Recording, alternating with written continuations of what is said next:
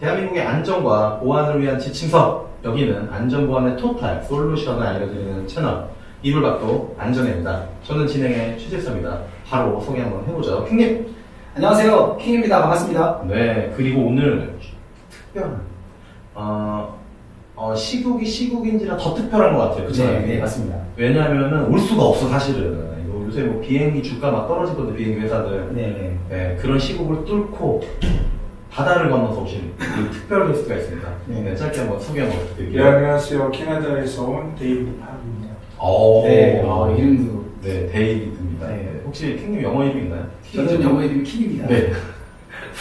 좀 이상한데요? 네네. 근데 이름을 킹으로 지으면 좀 이게 외국인이 받아들이기는 좀 어떨까요? 제가 알아보니까 외국인들도 킹이라는 이름이 있다고 해서 저는 줬거든요. 어때요? 이제 거의 없긴 하죠, 사실. 아, 만약에 이제 미들네임으로 들어갈 수는 있는데 그런 케이스도 거의 없는 것 같아요. 왜냐하면 킹이라는 게 이제 고유명사처럼 맞아요. 쓰이기 네, 때문에 이름으로 쓰인다는 것은 대부분 이제 조상의 직업이라든지 집안의 내력이 좀 많이 들어가 있거든요. 근데 집안 출신, 뭐 신분으로는 귀족이냐 평민이냐부터 네. 이름을 보면 그런 것들을 알 수가 있어요. 와, 근데 이미 귀족의 평민이 아니라 우리 킹님은 킹이야. 왕이다. 네. 어쨌든 여담 짧게 나눠봤고요. 네. 최첨은 오늘은 우리 데이비드님께서 캐나다에서 오셨어요. 네. 캐나다의 치안과 안전, 보안 이쪽은 좀 어떤가. 네. 왜냐면 또 이게 캐나다가 한때 요즘도 좀 그런 걸로 알고 있는데 굉장히 이민의 핫플레이스예요. 네. 뭐 이렇게 복지 좋다, 사람 살기 좋다 이런 얘기들이 있어서 네, 캐나다의 전반적인 이야기들을 한번 좀 나눠볼 겁니다. 네. 뭐 쭉 얘기하면 되니까 크게 네. 불편하고 그런 거 없어요. 네네네. 네. 편하게 질문해 주시면 네. 답변. 그럼 지금 데이비드님께서는 그 캐나다 어디 쪽에 거주하시는데요? 제가 거주하고 있는 지역은 이제 밴쿠버는 많이 아시니까 네. 서울 쪽에 있는 밴쿠버에서 네. 키로수로는 약 1000km, 아, 비행기로는 1시간 네. 떨어져 있는 엘버타라는 주가 있어요. 네. 거기에 주도인 이제 에드먼튼에 살고 있습니다. 그래서 참고로 엘버타는 캐나다 경제의 약 30% 예, 하고 있죠. 실제적으로 이제 모든 오일과 그런 부분들이 엘버타에서 다 나오고 있습니다. 오일이요? 네. 기름도 나오는군요. 네, 오일, 샌드 오일, 뭐 그다음 크루즈 오일부터 그다음에 이제 정유 회사들이 많이 있고요. 해외에 많은 또 투자 회사들이 그쪽에서 또 많이 투자도 하고 있습니다. 그러니까 캐나다의 밥벌이를 하는 지역, 뭐 그런 지역. 그렇게 얘기해도 좋은데 네. 캐나다는 공장이 없어요, 거의. 이게 굴뚝 공장이라는 게 없어요. 네. 유일하게 이제 그런 이제 지역이라고 이해를 하시면 좀 낫지 않을까 싶어요. 그러면 캐나다 안에서는 제일 오염 지역이다. 그런데 또 그것도 맞지 않는 게 네. 캐나다에서 가장 청정 지역입니다. 제가 살고 있는 오. 왜냐하면 세계 탑에 들어가는 라키 마운틴이 있는 지역이에요. 제가 네. 엘버타 주에 라키 마운틴이 있습니다. 이 라키 잠시만요, 말 잠깐만 네. 볼게요. 로키 산맥입니다, 여러분. 네, 맞죠? 네. 맞아요? 네, 라키 마운틴이라고 해서 네. 제가 중간중간 한 번씩 네. 로키 산맥이라고 얘기하시면 되는데 네. 시작이 캐나다부터 시작이 돼서 음. 저기 미국의 덴버까지 이어지는 엄청난 산맥이죠. 네. 로키 산맥이라고 하면은 그러니까 초등학교 학생들도 많이 알아요. 왜냐면 네. 세계 뭐 3대 산맥이다, 뭐 로키 그렇죠. 산맥, 안데스 산맥 뭐 이런 얘기를 네. 하잖아요. 네, 근데 그 시작점이 그렇죠. 바로 제가 지금. 살고 있는 지역에서 300km 떨어져 있는데 캐나다에서 300km 하면은 이제 거리 감각이 아니라 시간 감각이거든요. 왜냐하면 네. 교통이 한국처럼 막히지 않기 때문에 네. 거의 막힘없이 가니까 뭐 2시간에서 2시간 반이면 가요. 네. 충분히. 그래서 그 정도 이동 거리는 이제 이동하는 거리도 아니다. 이렇게 생각하시면 되고. 그 뭐라 그래, 그 교통체증이 없다 보니 네, 거의 없죠. 거의 시간으로 없죠. 네. 보는 걸. 물론 거기도 이제 출퇴근 시간에 약간의 있어요. 있는데 제가 사는 지역은 거의 없고 네. 물론 토론토나 밴쿠버 같은 데는 뭐 서울 못지않게 그렇죠. 러시아어 시간이 굉장히 많아서 익스프레스 하이웨이가 따로 있어요. 이제 돈을 내고 네네. 캐나다는 기본적으로 모든 하이웨이에 톨비를 내지 않습니다. 좋네요. 톨비를 전혀 내지 않는데 유일하게 이제 내는 거는 고속화도로, 도심 고속화도로 한국말로 얘기하면 이제 그 따로 만들어서 돈을 내고 익스프레스웨이라고 이렇게 얘기하는데 네. 급하면 돈을 내고 빨리 가라. 돈 없으면 그냥 노멀하게 가라. 네, 네. 우리나라 국도랑 고속도로 요 개념이랑 좀 비슷하네요. 돈이 네, 어쨌든. 네네네. 누가 뭐 던졌나 봐요? 좀 궁금한 게 있는데 네네. 그 캐나다의 기준값은 아마 어느 정도 되나요? 지금 리터당 이제 굳이 지금 수준으로 얘기를 하면 1,700원 정도 됩니다. 비싸네요. 1리터에 700원. 네. 700원? 네. 700원. 그것은 이제 환율 문제도 있고 네. 여러 가지. 지금 또 전체적으로 그렇죠. 기름값이 내려와서 근데 한국이 리터에 1,500원 했을 때 네. 저희는 뭐 900원 정도밖에 안 됩니다. 근데 원유도 나는데 생각보다 굉장히 싸진 않네요. 이유가 있어요. 이유가 있는데 가장 큰 이유는 캐나다는 원유를 생산을 하는데 정제 기술이 떨어져요. 그래서 원유를 미국에 수출해서 또 정제된 걸 다시 사옵니다. 그렇구나. 그렇기 때문에 원유값이 이제 하는 데도 비교하고 나오는 데도 비교하고 좀 근데 비싸죠. 좀 그게 비싸더라도 합리적인 것 같아요. 왜냐면은 네. 되게 비싸진 않은데 그냥 쉽게 말해서 석유 캔에서 너네한테 팔고 너네한테 주고 너네가 정제한 걸 다시 사오잖아요. 네. 공해가 없잖아요. 그거에 대한 정제하는 오염, 거에 정제하는 거에 대한. 그러면 우리나라 기름도 안 나니까. 그럼 좀 더 이어가서 데이비드님이 지금 또 우리 이불밖에 안전에 오신 이유가 있잖아요. 그렇죠. 네. 지금 하고 있는 일 혹은 뭐 회사 뭐 짧게 한번 얘기해 주시면서 이야기 한번 풀어볼게요. 뭐 전 세계 보안 회사들이 네. 많이 있는데 이제 저희는 보안 플러스 네트워크 그다음에 이제 케이블링, 네, 전체적으로 이제 솔루션 시스템. 그래서 요즘 하는 보안 회사는 모든 일을 총괄적으로 다 하는 서플라이어이자 또 매니팩처러인 미국에 본사를 두고 있는 에미스라라고. 네네. 얘기만 들으면 벌써 되게 큰 회사예요. 네. 그렇죠? 이제 더 쉽게 얘기하면 이제 우리 큰 사업부 중에 하나는 여러분이 알고 있는 이제 전 세계 유튜브 아까 트라이에드도 얘기했는데 네네. 트라이에드는 이제 저희가 매입을 했죠. 트라이에드는 이미 머지가 된 상태고 그다음에 ADI 한유엘에서 운영했던 미국에서 아주 큰 유통업체죠. 이제 그러한 일들을 일부 하고요. 또 일부에서는 공장 팩토리에 대한 그다음에 도시화에 대한 모든 솔루션을 또 다 제공을 합니다. 그래서 최근에 이제 중국에서 큰 팩토리에 어떤 엄청난 시스템이 네트워크 장비부터 모든 시스템이 들어가는데 중국 업체를 다 이기고 저희 회사 제품이 거기다 포함됐습니다. 대단하네요. 그래서 그렇게 할 수 있는 이유는 전 세계 한 60여 국에 다 브랜치가 다 있습니다. 그래서 대륙별로는 중동, 아시아, 유럽, 사우스, 노스 아메리카 해서 전체적으로 다 있고요. 진짜 엄청 큰 회사네요. 그러네요. 근데 캔일을 어떻게 하시나요? 저는 옛날에 캐나다 가시기 전에 한국에서부터 알고 있어서. 캐나다 지금 이민 가신 거죠? 네. 이민 가시기 이전에? 그러면 안 친한 관계인가요? 아니요, 이제 이민을 가고 나서 이제 자주 못 보지만 한국에 오면 꼭 보는 사이죠. 제가 알기로는 에네스터가 매출이 굉장히 크다고 들었는데 매출은 어느 정도 나죠? 지금 원화로 환산하면 뭐 11조 이상. 11조요? 대단하네요. 와. 11조는 교회에서 내는 게 11조는 큽니다. 그러니까 그렇게 와닿지 않아요. 네. 11조 이러니까. 맞아요. 네네. 그래서 이제 미국의 스탁 마켓에 상장이 되어 있고요. 나스닥이 아니라 본 증시 시장에 뉴욕 증시에 상장이 되어 있는 회사. 대단하네요. 그럼 거의 월드 클래스네요, 회사가. 네, 그렇죠. 조단위 회사 한번 그렇죠. 뉴 시카고에 헤드쿼터가 있는데 역시 미국 회사이다 보니까 이미 회사의 전산이나 모든 네트워크 시스템이 AI 시스템이 이미 다 도입해서 이제 고객별로 이제 다른 가격 정책이라든지 업무 수행 평가라든지 이런 부분이 AI 시스템에 의해서 다 진행되고 있습니다. 대단해요. 큰 회사다.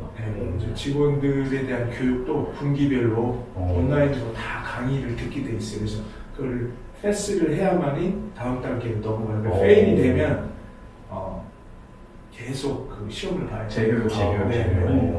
근데 이제 거기서 느낀 게 이제 한국은 그 평가에 대한 위주로 해서 그렇죠. 몇 점을 맞았냐에 관심을 많이 갖는데 네네. 그 외국의 시스템이 틀린 걸 느낀 거는 여기는 그 점수 그 자체보다도 직원이 이 교육을 제대로 받아서 제대로 이해를 해서 회사가 들어가는 그 시스템을 이해를 하고 새로운 걸 받아들일 수 있냐 없냐냐 받아들일 수 있게 도와주는 그런 이제 테스트인 거예요. 그래서 훨씬 더 실용적이다. 점수보다는 이 친구가 이거를 완벽하게 이해할 수 있도록 돕는다고 이해하시면 더 좋을 것 같아요. 네. 훨씬 더 나은 것 같아요. 그런 게. 물론 이제 그게 그 담당 매니저한테 리포트는 돼요. 친구들이 패스가 됐다고 되니까 모든 게 기록이 되고 네. 그럼에도 불구하고 점수에 국한하지 아니하고 완벽하게 이해할 수 있을 때까지 이렇게 계속 할 수 있는 그런 게 좀 차이가 나는 것 같아요. 큰 회사다 보니까 요새 또 큰 회사는 복지 궁금하거든요. 네. 뭐 잘해주는 거 있나요, 회사가? 개인 그 직원분들한테? 이제 가장 큰 거는 이제 제가 그 회사 다녔을 때 1년이 되니까 대표이사로부터 이렇게 이제 편지가 오더라고요. 편지가 해서 이제 우리 회사를 위해서 이제 1년 동안 근무해 준 거에 대해서 감사한다는 거 A4 용지 한 장으로 해서 왔는데 그게 외국에서는 상당히 드문 일이에요. 거의 그렇게 안 합니다. 실제적으로. 그렇게 하고 또 복지는 그 캐나다 복지 중에 가장 좋은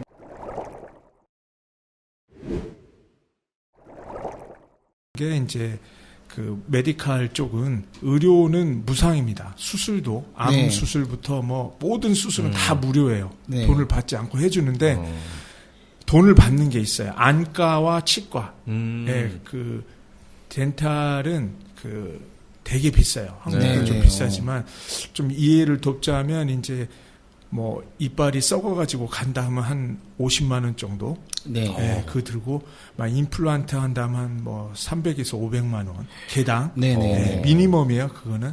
그렇고 이제 뭐 크라운이라고 하는데 이빨 씌우는 거 있죠. 네. 그것도 한 3,000불 정도 이렇게 비용이 거의 들어서. 곱하기 5네요. 네, 한국하고 비하면 이제 네네. 엄청 비싸잖아요. 근데 네. 그런 것들을 이제 보험으로 처리할 수 있도록 회사에서 다 보험을 들어주죠. 좋네요. 네, 그래서 좋은 회사일수록 이제 그 보험에 대한 돈을 이렇게 내는 돈이 그 비율이 틀린 거예요. 네. 개인 부담금이 좋은 회사일수록 적고 조금 안 좋은 회사일수록 이제 반반이라든지 뭐 개인이 7, 3 회사 이런 게 이제 좀 차이가 있고 그 다음에 이제 본인이 선택할 수 있는 이제 폭이 있거든요. 그것도 왜냐하면 금액에 따라서 보장되는 한도가 있잖아요. 네네네. 이제 그런 분들은 좋은 회사는 이제 저희 회사처럼 인원이 많은 회사는 많은 보험회사들이 굉장히 좋은 조건으로 이제 들어오는 거죠. 그렇죠. 그러면 그게 이제 직원들한테 큰 혜택이 되는 거죠. 네. 그 반면에 소규모의 회사들이 들어주는 회사도 있는데 거기는 이제 좀 돈 내는 거에 비해서 네. 상당히 이제 혜택 받는 게 적은 거죠. 네네. 역시 의료 부분이 우리가 뭐 청취자분들도 그러겠지만 보통 미국 의료가 안 좋아 막 이런 생각들을 많이 하는데 그렇죠. 캐나다 의료는 진짜 좋으네요. 네, 좀 괜찮네요. 눈이랑 이만 조심하면 된다. 네. 네네네. 그러면 치과를 부득이하게 가잖아요. 그러니까 이게 보험이 안 되는 거예요? 그냥 비싼 거예요? 일단 뭐 국가 보험도 안 되는 거죠. 개인 프라이빗 인슈런스가 있으면은 되는 거고 그럼에도 불구하고 이제 그 책정된 금액 자체가 워낙 높기 때문에 이래나 네네. 저래나 비싼 거죠. 네. 안경도 이제 안과도 그 우리는 그냥 안경 맞추러 가면 사실 그냥 안경점에 가면 다 테스트 해주고 무료로 네, 다 되잖아요. 네. 근데 거기는 이제 아이 이그잼이라고 해서 보통 100불에서 150불을 내야만 이 눈 시력 측정을 해줍니다. 네. 와. 자, 그럼 저는 또 이제 궁금한 게 있어요. 다른 분들도 아마 궁금하실 텐데, 그, 미국하고 가장 가까이 있잖아요, 캐나다하고. 네, 네. 근데 미국은 그 총기나 이런 게 휴대가 되잖아요. 네. 캐나다는 그럼 보안 쪽으로는 좀 어떻게 되는지. 캐나다는 법적으로 개인 총기 소지는 불법입니다. 네네. 그런데 이제 합법적으로 할 수 있는 방법이 있어요. 그거는 그래요? 네. 그 총기 휴대에 대한 라이센스를 따야 돼요. 라이센스를. 근데 이제 그게 이론 시험도 봐고 실기 시험도 봐야 되고요. 네네. 네, 저는 개인적으로 이제 그 총기 소지할 수 있는 라이센스가 있습니다. 와, 예. 근데 캐나다 하면은 되게 그 어떤 라이센스 취득이 어렵다고 알고 있거든요. 그러니까 뭐 운전면허 이런 거 취득하기도 우리나라 비교해서 굉장히 어렵다고 하는데 총기도 좀 당연히 총기니까. 네, 그렇죠. 뭐 네. 이제 그 라이센스를 둔다는 얘기는 누구나 다 갖지 않고 예. 그 certified 된 사람, 다시 네. 얘기하면 신원이 확실한 사람만 주겠다는 거예요. 네네. 그래서 이제 시험 자체도 중요하지만 예를 들어서 이제 저한테 라이센스를 주기 위해서 만약에 제가 이제 그 초운이 아니고 재운이다 하면은 전 부인한테 이 사인을 다 받아와야 돼요. 이 사람은 네네. 총을 휴대하는데 성격적으로나 인성적으로 문제가 없고 와. 사회에 무리를 안 익히는 사람이라는 그 사인이 반드시 있어야 돼요. 와. 물론 이제 같이 살고 있는 현 와이프한테도 당연히 있어야 되고 네네. 그래서 뭐 애들을 학대했다든지 그런 어떤 리포터나 기록이 있으면 절대로 그걸 소지할 수가 없습니다. 네. 총은 궁금한 게요. 네. 라이센스가 있으면 딱 한 개만 살 수 있어요? 아니면은 막 나는 권총도 좋고 기관총도 좋고 막 AK도 좋고 막 그래서 이제 막 그런 질문은 영화를 봐서 하시는 것 같아요. 맞아요, 막 미국 맞아요. 영화를 보면 막 기관총도 맞아요. 사고 네네. 무슨 온만 총 물론 이제 총기를 소유하는 뭐 개수에는 크게 제한은 없는 걸로는 알고 있는데 네. 중요한 거는 이제 그 미국은 그냥 총기 파는 상점이 너무 많아서 아무데나 가서 쉽게 살 수 있는데 네. 네. 캐나다 같은 경우는 첫 번째로 이제 라이센스가 있어야 되고요. 네네. 그다음에 이제 두 번째로는 자기 집에 그 총기를 보관하는 네. 그 시간 장치. 세이프티 스토리지가 별도로 있어야 돼. 다시 아. 얘기하면 시간 장치 한국말로 하면 이제 그런 부분인데 더 중요한 거는 총하고 이 탄피를 별도로 분리하게 돼 있습니다. 다른 예. 곳에서. 그 외에 마치 우리나라 군대에서 그렇게 맞아요. 보관하듯이. 네네네네. 그래서 어쨌든 총을 갖고 계시다는 거잖아요. 땄으니까. 근데 굳이 갖고 있을 필요는 없죠. 예, 필요 네. 없으면 안 사도 되고. 제가 이제 했던 거는 이제 그 캐나다 사회의 한 일원으로서 국가에서 이제 하고 있는 그런 거라든지 이제 아니면 향후에 이제 그 제가 이제 또 한번 해보려고 했던 이제 가드 업체 같은데 예, 그런 것이 필요해서 땄지 일반 시민들은 뭐 거의 안 땁니다 이거. 아, 예, 그러네. 시민들은 뭐 총을 휴대할 만큼 위협적이지 않기 네. 때문에 치안이 되게 좋네요. 네. 그러다 보니 이제 굳이 이 뭐 총기를 소유하려고 안 하죠. 네네. 직업적으로 그 일반 시민들이 이걸 따는 가장 큰 이유는 직업 관련된 직업을 갖기 위해서고 두 번째는 이제 사냥. 사냥. 네, 헌팅을 위해서. 맞아요. 네. 대부분 이제 크게는 그 두 가지 이유고요. 나머지 그 시민들은 굳이 따려고 하지 않죠. 네. 우리나라도 왜 그 사냥하시는 분들 그 자격증 있어야 된다고 하더라고요. 네, 그렇죠. 네. 그리고 계속 뭐 경찰서에 가서 찾아오고 맡기고 하고. 근데 되게 가까운 나라라서 그런지 캐나다도 미국 같아 이런 이미지가 좀 있었는데 맞아, 미국 같다고. 아예 다르네요. 다르네요. 그렇죠? 네. 아예 다르고. 네. 그러면 제가 듣기로 한 7년 전쯤 이제 이민을 가셨다고. 그러면 어떤 좀 이게 청취자분들 중에 캐나다 관심 있으신 분이 좀 있을 거라고 그럴 생각 수 들어요, 있죠. 저는. 예, 그래서 어떤 뭐 취업을 해서 가신 건가요? 아니면 뭐 어떤 계기가 이민의 있었나요? 예. 케이스는 뭐 여러 가지가 그럼요, 예, 있을 맞아요. 수 있어요. 이제 취업이라든지 가장 많은 게 이제 뭐 취업 이민이죠. 네네. 그다음에 이제 투자 이민이 있고, 예. 예. 아, 네. 뭐 크게는 뭐 그 두 가지라고 보시면 돼요. 투자 네. 이민과 취업 이민인데. 네. 제가 갈 때는 이제 캐나다 경기가 상당히 좋았어요. 아, 좋아서 네. 이제 많은 사람들을 이민을 받아들이는 가장 큰 이유는 캐나다가 부족 직업군 때문에 받아들이는 거예요. 아. 우리나라에 이런 네네. 사람들이 필요한데 이 직업군이 너무 사람이 없는 거예요. 그래서 아, 해외 네. 인력으로 대신하기 위해서 아. 그렇게 하고요. 그리고 또 캐나다 경기가 또 안 좋으면 이민의 문이 닫힙니다. 아. 어려워지는 아. 거죠, 이제. 자국민. 그렇죠. 위해서. 자국민을 먼저 보호해야죠. 그렇죠. 네, 그러네요. 예. 그래서 이제 그런 부분이 있고, 뭐 투자 이민은 중국계가 워낙이 많이 하다 보니까 투자 이민은 많이 다쳤어요. 투자민이라는 네. 게 뭐 이런 건가요? 뭐 돈 주고 들어가는? 법인 설립 이런 예, 건가요? 뭐 이제 자기가 어떤 사업을 하겠다고 사업 제안서를 내는 거죠, 국가에. 네네. 그래서 이제 그게 승인이 되면 그 일정 기간을 체류하면서 거기에 조건에 이제 합하게 네. 사업 비즈니스를 하고 그런 거죠. 그래서 오. 이제 영주권이 나오고 이런 절차들이 있죠. 오. 네네. 그러면 한 7년 사셨으면은 그래도 제가 되게 궁금한 게 네. 그러면은 캐나다 국적을 얻는 건가요, 그게?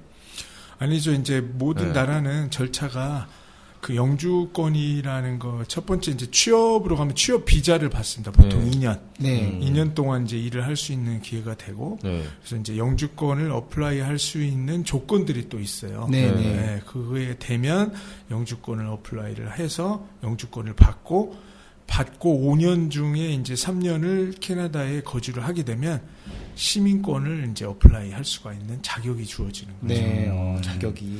그러면 그 캐나다 시민권을 따면은 우리나라 그게 없어지는 건가요?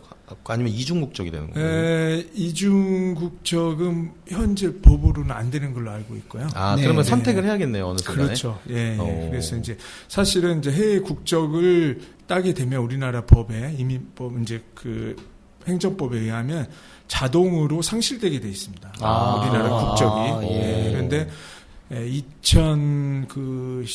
2019년에 이제 새로운 법에 의해서 그 2년 안에 다시 이렇게 할 수가 있어요. 아, 이제 여성인 네네. 경우와 군대를 갔다 온 남성인 경우에 한해서 네. 내가 이제 다시 우리나라 국적을 회복하고 싶다. 네. 그 2년 안에 해외 시민권을 취득하면 아. 국가가 심사를 해서 네. 거기에 합당하면 하고요.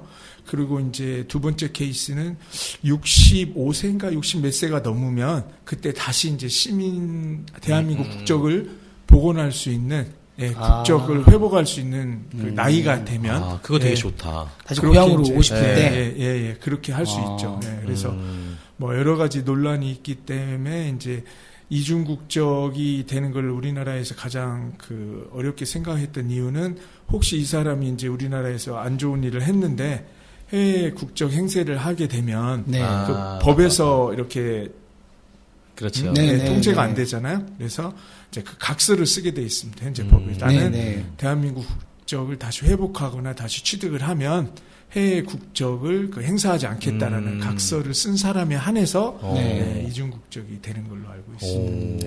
그 왜 그러면 그냥 개인적으로 궁금한 건데 캐나다 또 막 집 막 3층짜리 막 독채 이런 거 이렇게 네. 아 그렇게 돼 있죠. 뭐 아파트가 그렇죠. 네, 많은 것보다. 일단 단독주택? 하우스가 네. 많죠. 하우스라고 하죠. 우리들 네. 하우스라고 하는데 일단 땅이 전 세계에서 두 번째로 크잖아요. 네. 그렇죠. 러시아가 1위고 네. 캐나다가 전 세계에서 2위로 커요. 아, 그러니까 남아도는 게 땅이니 넓게 쓰시라. 네.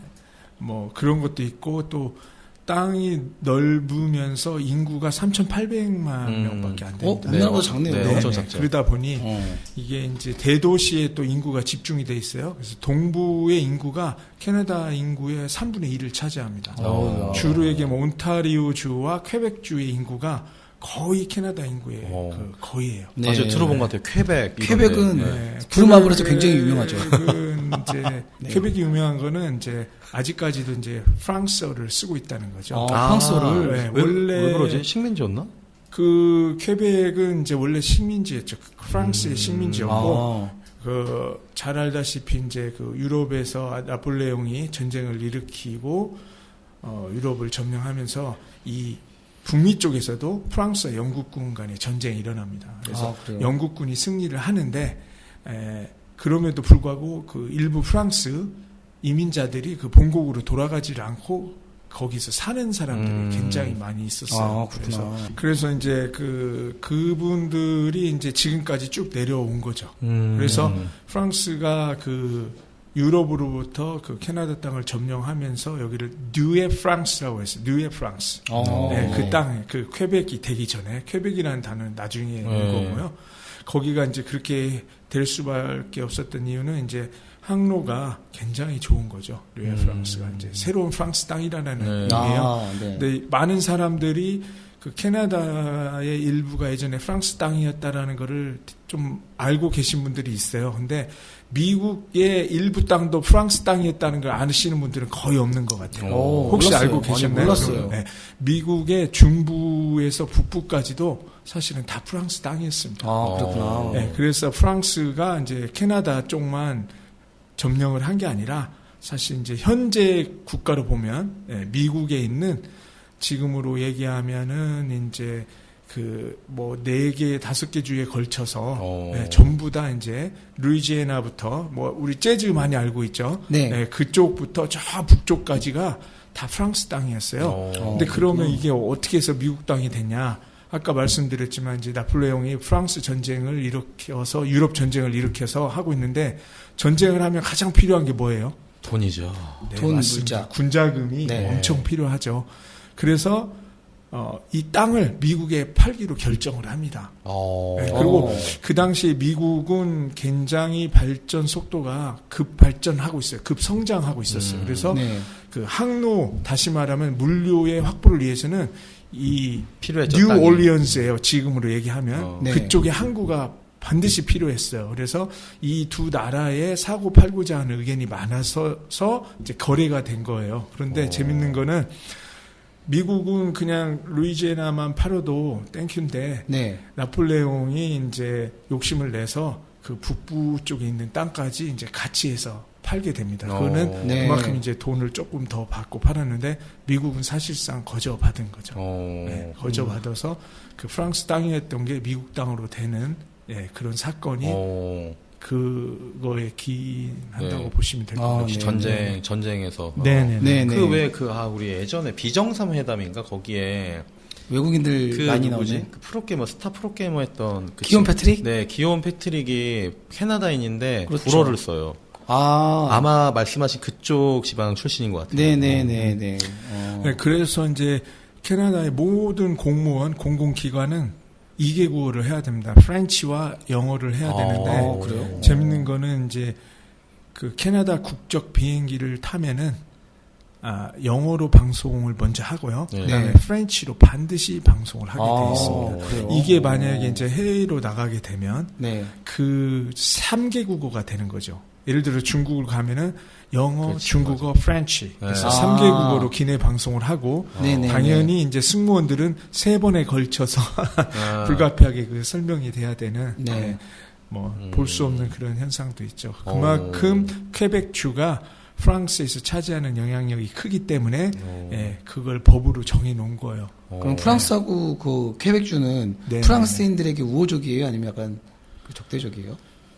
아무래도 이제 뭐 자기 조상들의 고향 땅이 프랑스이기 때문에 네. 아무래도 프랑스하고는 이제 그렇죠. 쪽으로는 네. 그런 쪽이고 그러면 이게 캐나다 어떤 네. 정치적인 부분에서도 프랑스가 차지하는 비중이 되게 높을 소지가 크네요. 아니죠. 그렇진 않아요? 아닌가요? 아닙니다. 그 프랑스 자체가 어떤 영향력을 미치진 않아요. 네. 다만 그 퀘벡주에 있는 사람들이 언어를 프랑스어를 쓰고 또 이제는 많은 사람들이 영어를 참 잘해요. 네. 예전에 뭐 저희 브랜치도 그 퀘벡주에 있어요. 몬트리올에. 네네. 제가 전화를 하면은 프랑스어로 얘기를 합니다. 그래요? 네, 기본적으로. 근데 또 영어로 제가 얘기를 하면 영어로 해요. 어. 근데 일부의 사람들은 아직도 영어를 못하는 사람이 물론 있어요. 네. 왜냐하면 거기는 프랑스어만 써도 다 통용이 되기 때문에 네네네. 그런 이유가 있고요. 거기가 중요한 거는 뭐냐면 찾고 그 퀘벡의 인구가 상당히 돼요. 500만 정도 되는데 600만 되는데 그 인구수가 되다 보니까 그 분리하겠다는 얘기가 참 많이 나왔거든요. 예전부터. 네. 그래서 한번 기억하실지 모르지만 분리 독립을 하기 위해서 선고도 하고 그랬어요. 그래서 그거를 저지하고 이탈을 방지하기 위해서 캐나다에서 이제 자꾸 배려를 하는 거죠. 저 뉴스에서 봤어요. 예. 네. 그래서 캐나다도 역시 미국과 같이 연방 국가예요. 네. 몇 개의 주가 모여서 하나의 나라를 이룬 네. 국가인 거죠. 그런 이슈들이 있었네요. 왜 네. 갑자기 뭐 스페인도 좀 그랬던 적이 있었던 걸로 아는데 네. 뭐 어디가 독립한다 이제 저도 궁금한 게 또 물어보겠습니다. 어차피 우리가 이제 이불밖도 안전해라는 주제로 하고 있잖아요. 그래서 아까 제가 뭐 총기도 물어봤지만 사실 교육도 물어보고 싶긴 한데 우리나라는 이제 자동차에 대해 관심이 많거든요. 캐나다는 당연히 그 거리가 머니까 자동차로 많이 이동할 것 같은데 자동차 같은 경우는 보험이나 이런 제도나 사고 났을 때 이렇게 어떻게 되는지 좀 궁금하거든요. 제가 처음 갔을 때 좀 이제 당황했던 건 뭐냐면 한국은 이제 접촉사고만 나도 네. 보험회사에서 바로 출동해 바로 주잖아요. 그죠. 네. 거기는 그런 게 없습니다. 그래요? 괜찮아. 그럴 것 같아요. 제가 괜찮아 봐도. 이런 네, 느낌이에요. 뭐 아니죠. 본인이 알아서 다 해야 돼요. 모든 그래요? 과정을. 그리고 만약에 이제 지역에 따라 보험이 다 틀려요. 주마다 틀려요. 주마다 틀려요? 예. 경계선에서 사고 나면 예, 예. 어떡하냐?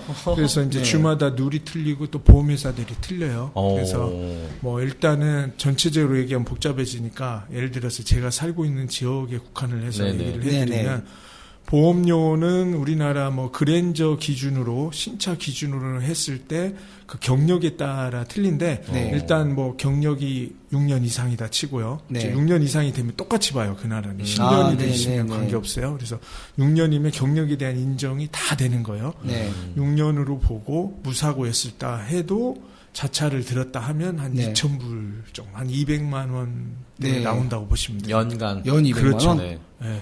오야. 한국에 비싸군데도? 비하면 저렴한 게 아니에요. 그리고 네. 더 두배 재밌는 비싼데요, 거, 거의? 네, 두 네네. 배죠. 더 재밌는 건 뭐냐면 한국은 사고가 나지 않고 네. 계속하면 보험료가 내려가잖아요. 내려가죠. 캐나다는 사고가 안 나도 보험료가 올라갑니다. 올라간다고요? 아, 그냥 물가 상승 대비 올라가는 그런 느낌으로 올라가는 거죠? 네, 그렇게 얘기할 수도 있으나 네. 가장 정확한 이유는 내가 사고를 안 냈더라도 네. 전체적인 사고율이 올라가고 네. 아. 그다음에 자연재해가 발생이 되잖아요. 네, 뭐 네, 이렇게 네. 이제 뭐 화재가 났다, 네. 산불이 났다 하면 그 다음 연도에 그 모든 걸 반영을 해서 아. 보험료가 올라갑니다. 아, 공동, 오히려. 약간 보험이. 공동 책임이네. 네, 그렇죠.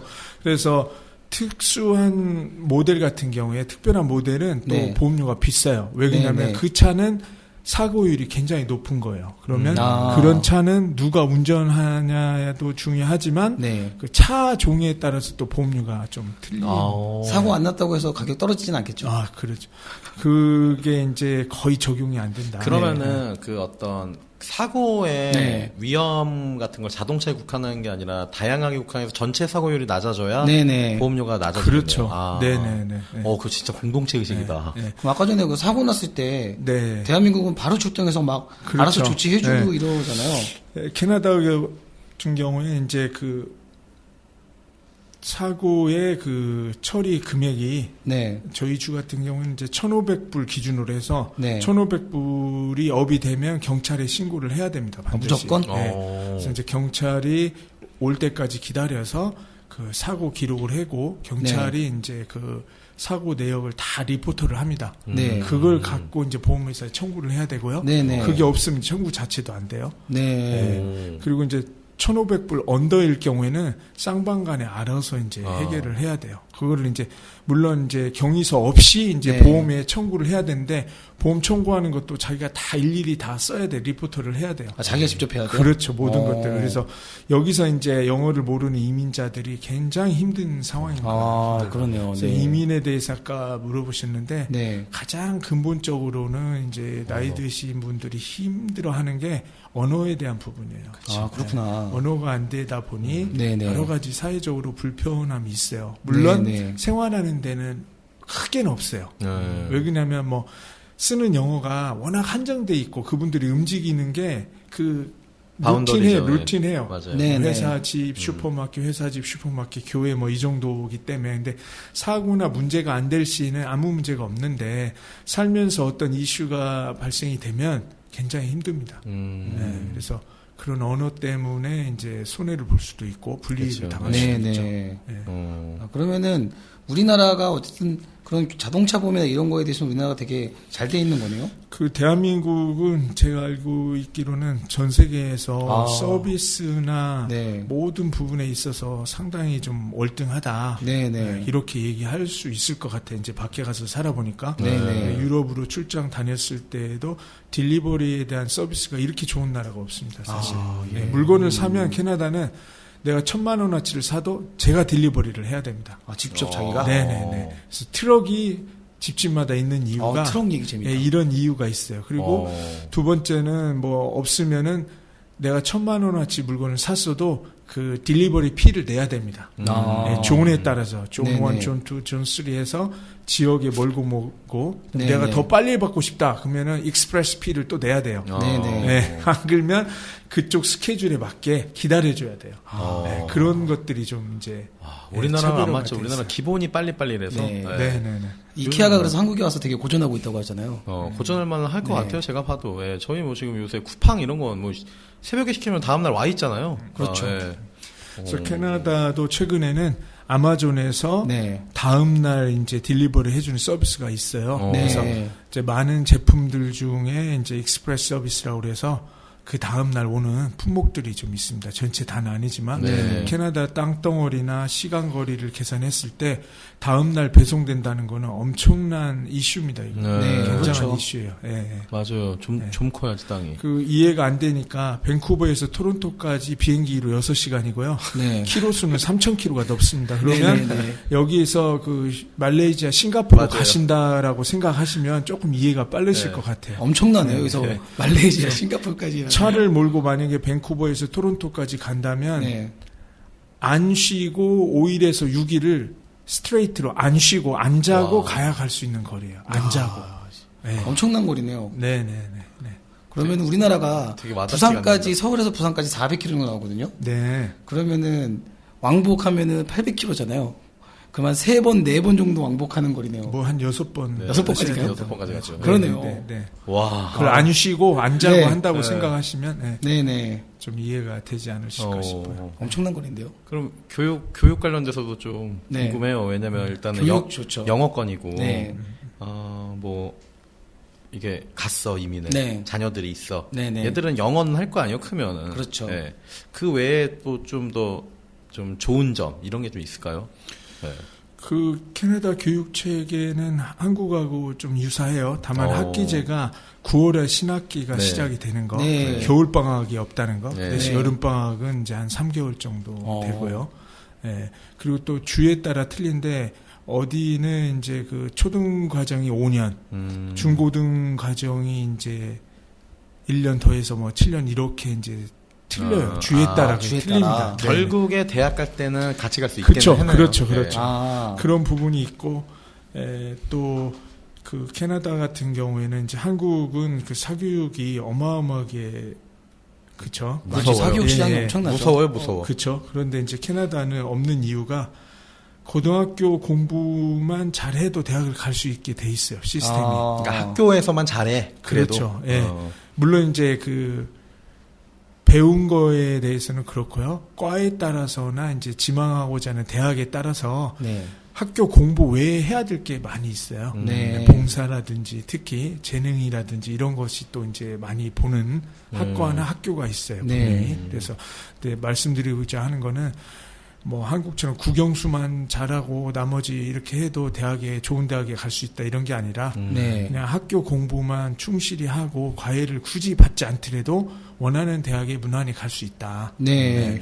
단지 이제 대학을 졸업하는 건 좀 한국에 비해서 한 10배 이상 어렵다. 입학은 네. 쉽지만 네, 졸업은 네. 어렵다. 그러면 제가 좀 궁금한 게 그 이제 1년에 지금 우리나라로 말하면 초중고 이 12년 과정이 그 학생들에게 행복도라고 보이면 훨씬 더 높지 않을까 캐나다가 뭐 제가 추측을 해보자면 그 예를 들어서 얘기를 네. 해드리면 좋을까요? 제 딸이 이제 고3인데 한국으로 얘기하면 네. 네. 월요일은 11시에 학교에 갑니다. 오, 그리고 11시에? 3시 반이면 집에 와요. 3시 반이면. 와, 고1인데요? 이미 고3입니다. 고3 인데? 고3. 이미 만족도가 높다. 네, 얘기만 들어도 고3이고 만족도가 높다. 예를 들면 그런 거예요. 그리고 뭐 학교 과제 위에 뭐 특별하게 과외를 하거나 어디 보낸 적이 없어요. 예. 보낸 적도 없고 물론 이제 과제는 학교에서 좀 내줘요. 그래서 네. 스스로 공부할 수 있게 다 돼 네. 있고 뭐 보통 때도 9시에 학교에 가서 3시 반이 되면 거의 집에 와요. 아. 네, 평일에도. 그래서 월요일은 이 학교만 또 늦게 시작을 하는 거예요. 네. 네. 그게 고3의 생활이에요.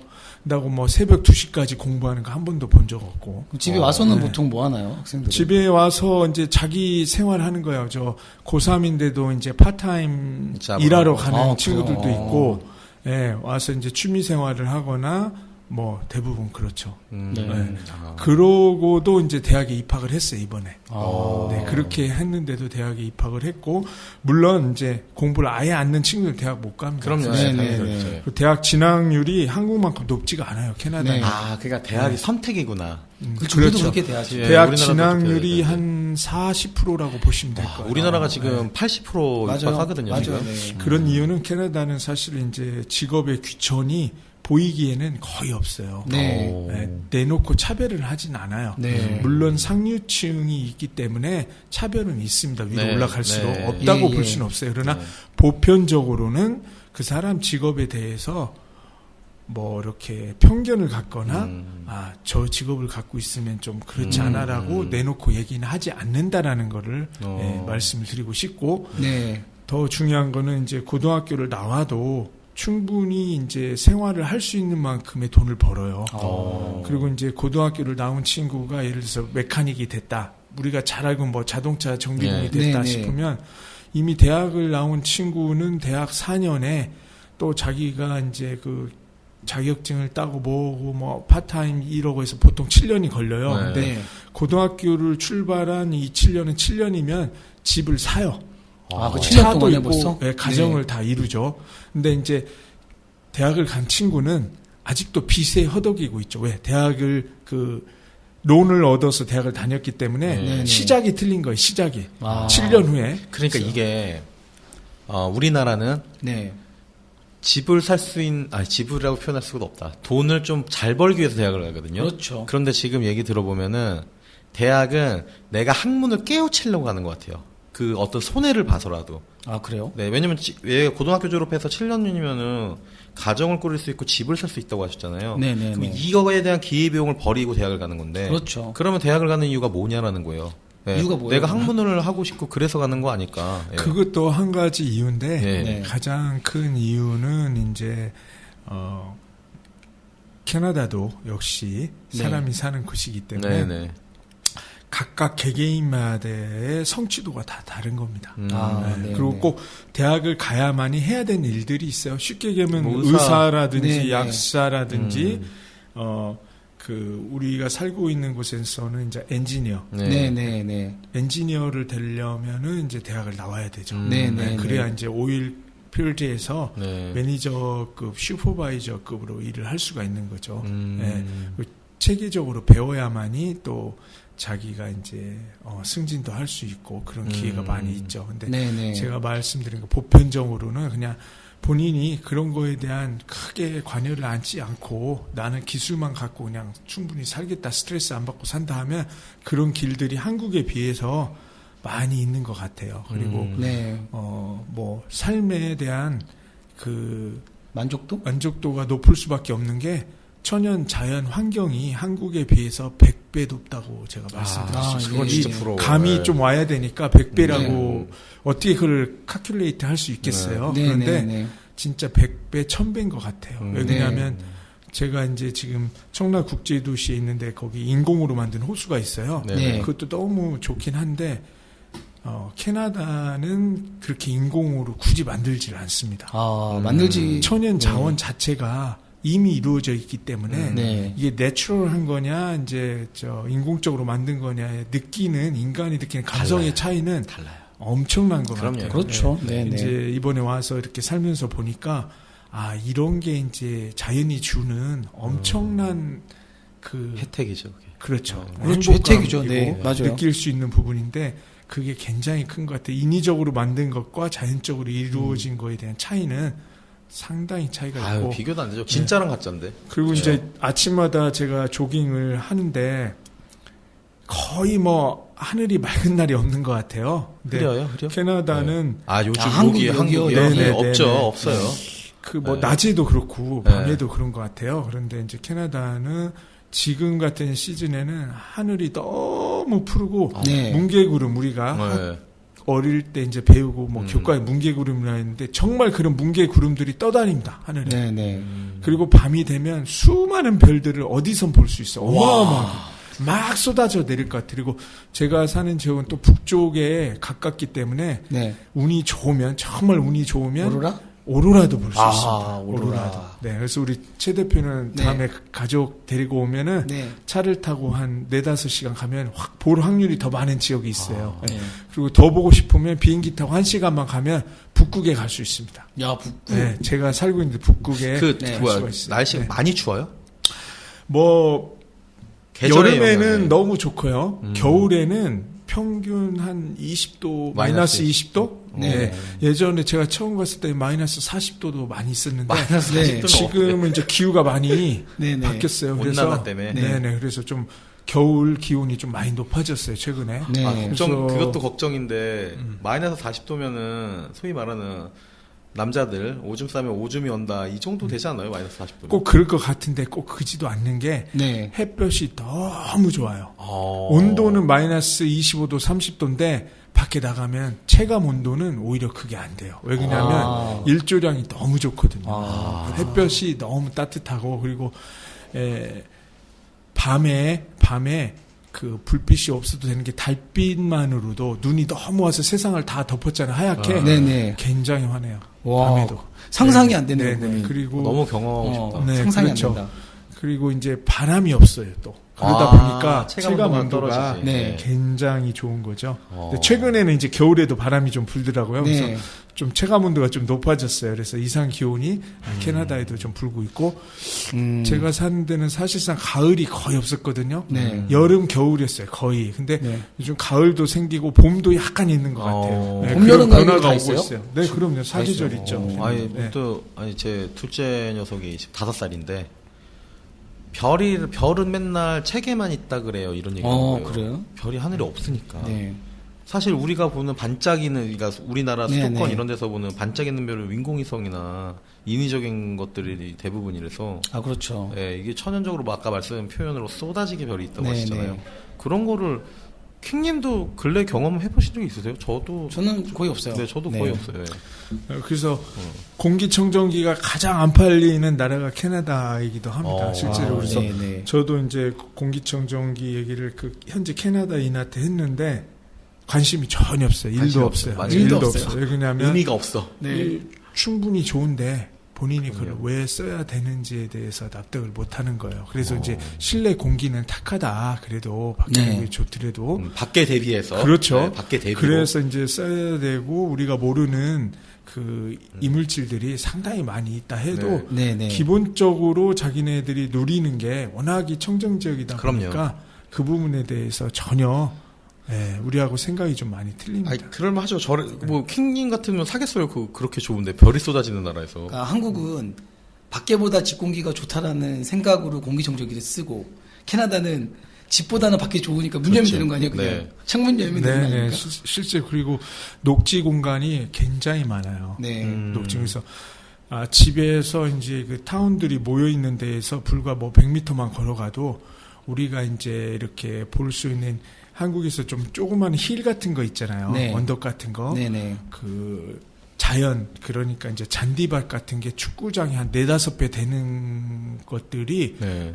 타운마다 군데군데 있어요. 군데군데. 네. 네, 그래서 충분하게 이제 그 녹지를 또 누릴 수 있죠. 이게 그냥 제 추측이에요 개인적으로. 네네. 그러니까 그 캐나다라는 국가는 자연을 굉장히 소중히 하는 것 같아요 국민들이. 그렇죠. 그런 걸 좀 느끼는 게 아까 우리 밥 먹을 때 제가 말씀드렸는데 세계적으로 굉장히 유명한 공기청정기 회사가 캐나다 회사예요. 예. 그 에어퓨라라고 하는 그 공기청정기인데 저도 집에서 사용해요. 고가기도 한데 그런데 실외 공기가 굉장히 좋잖아요. 네. 근데 캐나다에 집에 들어오니까 밖에보단 안 좋아. 음. 그러니까 그런 부분에서 시작해서 공기청정기가 발전을 한 건데 그런 거면 얼마나 이 공기에 대한 소중함이나 귀중함 뭐 이런 거를 잘 아는 데서 비롯되지 않았나. 네, 이런 네. 공기청정기를 만드는 것도 뭐 그런 추측도 한번 드려봅니다. 네.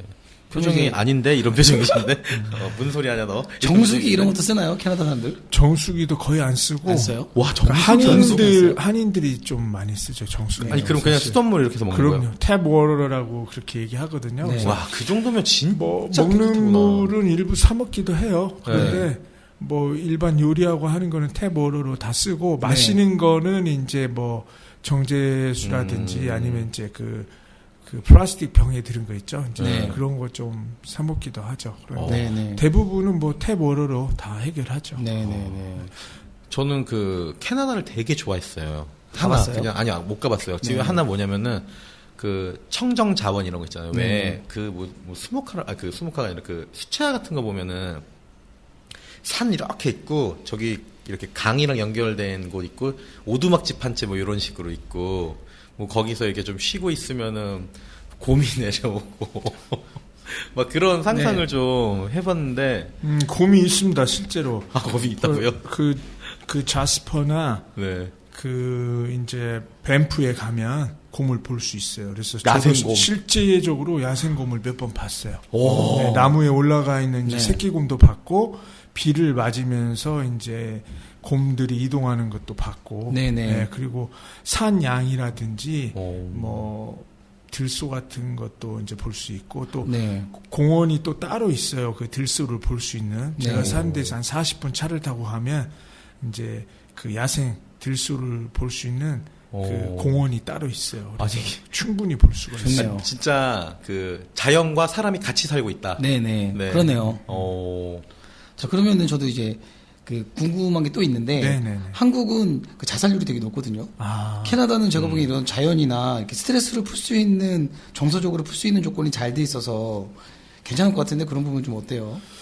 그 자살에 대해서는 관심을 좀 안 가져서 사실 뭐 네. 그게 몇 프로다 얼마나 많이 한다 이런 거는 모르겠어요. 그런데 네. 적어도 뉴스에서 자살에 대한 거는 거의 안 나오는 것 같아요. 아, 그렇구나. 네, 뉴스에 예. 대해서 뭐 네네. 나와봤자 이제 뭐 교통사고 정도, 네. 뭐 화재, 네. 네. 이런 정도의 이제 사고지. 뭐 누가 난간에서 뛰어서 죽었다든지 뭐 때문에 비관 자살을 네. 했다는 네네. 1년에 한 몇 건 정도 그러니까. 특이한 네. 케이스에 한해서 그것도 네. 네. 물론 왜 거기도 뭐 이런 불화나 그런 게 없겠습니까? 당연히 그러나 있겠죠. 네. 이제 그 비율이나 이거는 좀 현저히 나은 것 같다. 그 매스컴에서 많이 안 나오는 걸 봤을 때 네. 물론 이제 또 그 자연이 주는 혜택 때문에 그게 낮을 수도 있는데 천성인 것 같아요. 캐나다 그 본토인들의 그 천성이 네네. 스트레스를 이제 덜 받고자 하는 그런 구조예요. 이분들 자체가. 그러니까 그래서 그 과거부터 네. 그 과거 조상들부터 이어온 어떤 문화적인 유산이 네, 그렇게 적용됐다고 보여져요. 예. 저는 이제 그 해외도 많이 나가는 편인데 네. 나가면 그 얘기를 많이 하거든요. 그러니까 자연이 이렇게 동남아나 이렇게 자연이 좋고 발전되지 않은 나라일수록 그런 것들이 되게 자살률이 적더라고요 보니까. 그러니까 고도화된 그 선진화 사회가 되는 그런 문화에서 자살률이 높고 그래서 저는 우리 프로가 어쨌든 이불박도 안전해니까 그런 정서적으로 안정되는 삶의 조건들이 결국은 전체적으로 보안이나 이런 시큐리티가 잘 되는 것보다도 훨씬 더 안정적인 삶을 살 수 있는 데 도움이 되지 않을까 싶어서 한번 여쭤봤습니다. 네. 네. 그럼요. 예, 맞아요. 그 보안 얘기가 나왔으니까 그런데 캐나다에는 도심이나 거리에 CCTV가 그렇게 많지가 않아요. 아, 그래요? 그래요? 네, 그래서 그래서- 충격이네요. 네. 네, 그 한국처럼 이렇게 많지가 않고 거의 이제 샵이나 뭐 개인 이제 하우스 이런 정도인지 하우스도 최근에 설치하기 시작했어요. 아, 하우스 그래요? 같은 네. 경우 왜 그러냐면 그 레피지들 그 다시 말하면 이제 그 해외 난민자들을 맞아요. 받아들이면서부터 네.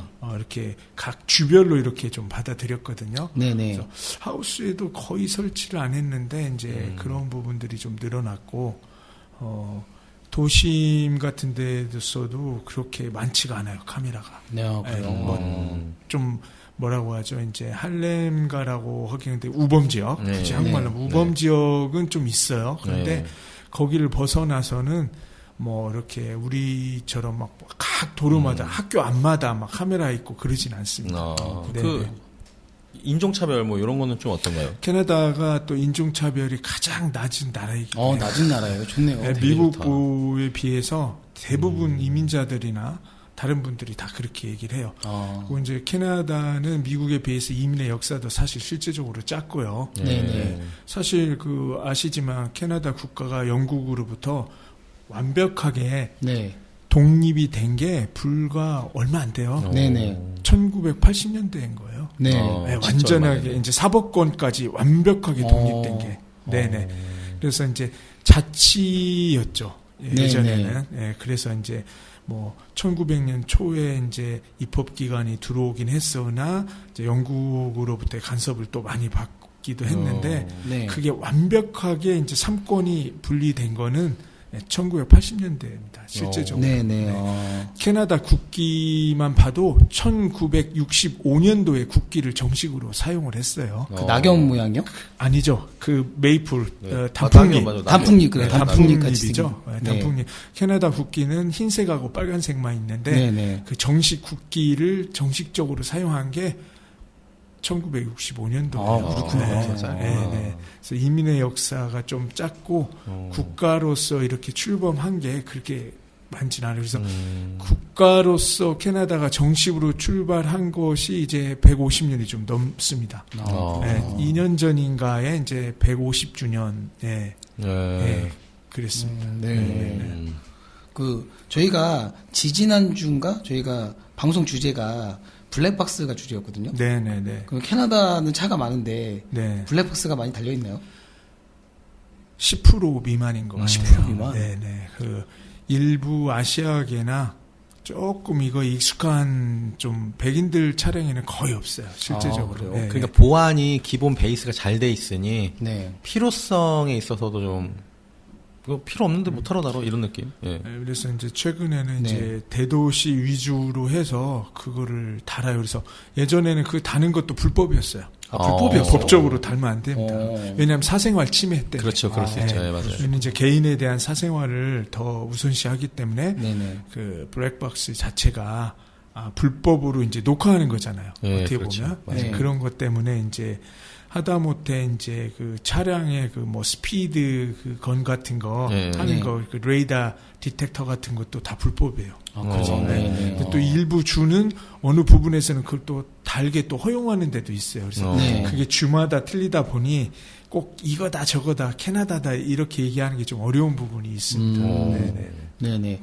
저희 방송을 동종업계 분들도 많이 듣거든요. 그래서 네, 아마 네. 블랙박스 하시는 업체들도 많을 텐데 예. 캐나다가 10%밖에 안 됐다 그러면 가능성은 있는 거네요. 그분들에겐. 그래서 시장성으로는 네. 가능성이 있는데 아까도 말씀드렸지만 전체 인구가 대한민국보다 작고 네네. 그 인구들이 또 그 엄청난 땅에 다 퍼져 있잖아요. 네. 그리고 이제 동부 서부에서 밴쿠버나 토론토 그다음에 몬트리올 그쪽에 인구들이 분포되어 있기 때문에 네. 사실은 이제 좀 시장으로 보면 그렇게 큰 시장은 아니다. 네. 나라는 큰데 네. 시장 규모로 보면 그리고 그 필요성을 아직은 일반인들까지 아직은 그렇게 다 느끼지를 못하고 네. 한국은 그걸 달면 또 보험료에 대한 혜택도 주잖아요. 네, 맞아요. 캐나다는 네. 전혀 없습니다. 전혀 없어요.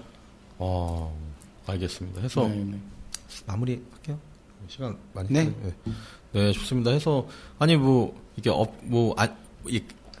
이게 그 뭐 CCTV나 뭐 혹은 어떤 보안 장비, 네네. 혹은 캐나다의 보안이 어때, 막 이런 얘기를 좀 풀다 보니까 캐나다의 전반적인 이야기를 잘 들은 것 같아요. 그래요, 맞아요. 네. 네, 진짜 또 한번 들으니까 캐나다 더 매력 있다 이렇게 느껴지네요. 궁금한 게 계속 솟아나네요. 네. 듣다 보니까. 해가지고 제가 마지막으로 질문드릴 거는 캐나다가 좋나요? 한국이 좋나요? 좋은 질문. 네. 그 장단점 말고 지금까지 겪어보니까 난 이게 좀 더 나은 것 같아. 주관적으로. 네, 그죠. 개인의 의견이니까. 그거 참 어려운 질문이에요. 그게 네. 굉장히 어려운 네. 질문인데 이런 것 같아요. 정확하게 얘기하면 네. 한국에 산 기간이 많을수록 그리고 특히 이제 반문화를 좋아하시는 분은 한국이 좋다 하는 것 같아요. 네. 그런데 이제 캐나다에 산 기간이 많을수록 캐나다가 더 좋다고 하는 것 같아요. 그건 이제 산 기간에 따라 틀리고 개인의 이제 역량이나 이거에 따라 틀린데 전체적으로 봐서는 전체적으로 이민자가 그 캐나다에 대한 만족도가 상당히 높은 편입니다. 높은 편입니다. 노후가 잘 보장돼 있고 사회 보장대가 잘 돼 있고 이제 많은 분들이 모르는 부분이기도 한데 그 캐나다는 사회주의 국가예요. 네, 실제적으로. 맞아요. 진짜요? 네. 그래서 난 몰랐어요. 자유주의면서도 네. 그 사회주의가 인정이 돼요. 네. 그래서 어떤 부분에서는 국가가 그냥 이렇게 의무적이라기보다는 강제적인 부분도 있어요. 만인의 네네. 평등과 이렇게 못 사는 사람들에 대해서 굉장히 많이 배려를 하는 나라예요. 맞아요. 그래서 네네. 말씀을 드리자면 자, 이민을 와야 되는 사람은 딱 두 가지 종류입니다. 첫 네. 번째는 돈이 많은 사람. 돈이 많은 그리고 사람. 돈이 아예 없고 직업에 귀천이 있어서 너무 살기 힘든 사람은 그냥 캐나다에 오면 너무 살기 좋습니다. 중간적인 사람들은 한국이 낫다. 잘 그거는 놀고 잘 또 쓰고. 뭐 가족 구성에 따라 네. 틀리긴 한데 네, 예, 크게 보면 이민을 와야 될 사람은 네. 그 두 가지라고 말씀드린 이유가 여기서 이제 못 사는 사람들은 집도 그렇고 그런데 네. 이민을 오게 되면 일단 깨끗한 아파트에서 살죠. 네. 그다음에 차도 소유할 수 있죠. 네. 그죠? 그리고 이제 그 자기가 열심히 일하면 일한 거에 대해서 시간별로 돈을 다 준단 말이에요. 그래서 네네. 부지런하면 뭐 2잡, 3잡까지 뛰는 사람이 있어요. 네, 그래서 돈을 또 모으게 되고 네.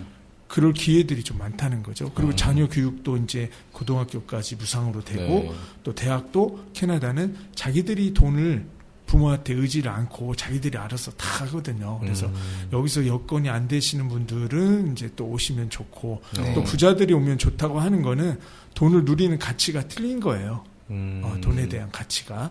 그래서 충분히 이제 또 여유가 있으신 분들은 네, 네. 오시면은 거기에서 이제 뭐 첫 번째는 뭐 우리가 알고 있는 명차 가격이 한국보다 훨씬 싸고 주택을 여기에서는 이제 좀 괜찮게 샀네 뭐 용인이나 수지나 뭐 이렇게 밖에 있는 좋은 거 진 가격 대비 거기에 뭐 60% 선만 줘도 캐나다에서 더 크고 더 좋은 집에 더 안락하게 살 수 있기 때문에 네네.